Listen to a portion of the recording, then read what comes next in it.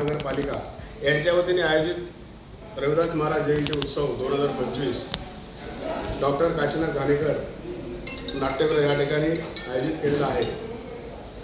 यासाठी महाराष्ट्राचे उपमुख्यमंत्री आणि माजी यशस्वी मुख्यमंत्री एकनाथ शिंदे साहेब यांच्या प्रमुख उपस्थितीमध्ये हा सोहळा पार पडत आहे।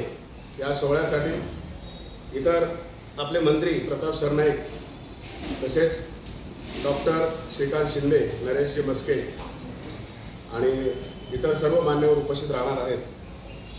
तसेच तुम्ही देखील सर्व पत्रकार म्हणून त्या ठिकाणी त्या दिवशी उपस्थित राहावा असं तुम्हाला मी विनंती करतो आणि आमच्या ठाण्यातील सर्व समाज बांधवांना या तुमच्या माध्यमातून आवाहन करीन की या कार्यक्रमाला, या जयंती सोहळ्याला सर्वांनी सहकुटुंब एक आनंद उत्सव साजरा करणं ही पहिली जयंती जी महापालिका साजरी करते। त्यामुळे महापालिका प्रशासनाचं देखील मी या ठिकाणाहून त्यांचं आभार व्यक्त करतो की त्यांनी हे आम्हाला हे व्यासपीठ उपलब्ध करून दिलं।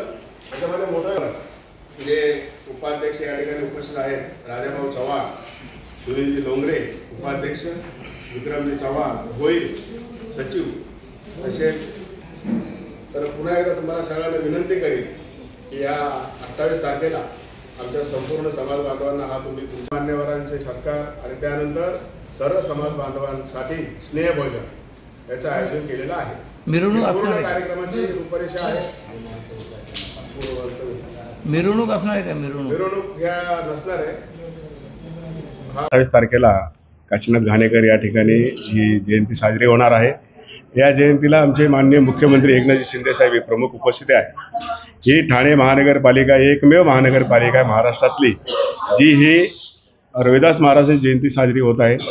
या महापालिकेचे आम्ही खरोखर मनापासून त्यांचे आभार व्यक्त करतो आणि शिंदे साहेबांचे आम्ही आभार व्यक्त करतो की त्यांनी या संपूर्ण ह्या मिळवून देण्यासाठी म्हणजे जयंतीच्या कार्यक्रमासाठी आम्हाला भरपूर मदत केली। त्यामुळे त्यांचे आम्ही आभार मानतो। संपूर्ण दिवसामध्ये असतात कशा प्रकारे? हे सकाळी 11 वाजता आमचं दीपप्रज्वलन आहे, त्यानंतर समाज प्रबोधन आहे, त्यानंतर व्याख्यानं आहेत आणि गुणीजन विद्यार्थ्यांचा सत्कार, मान्यवरांचा सत्कार, गुरु रविदासांची गाथा हा एक मनोरंजनपर आणि समाजभर प्रबोधनपर कार्यक्रम आयोजित केलेला आहे। हो, समाजरत्न देणार आहोत पुरस्कार, जे 5 पुरस्कार आम्ही निश्चित केलेले आहेत, जे आमच्या समाजातील प्रतिष्ठित आणि उद्योजक लोकांना आम्ही ते देणार आहोत।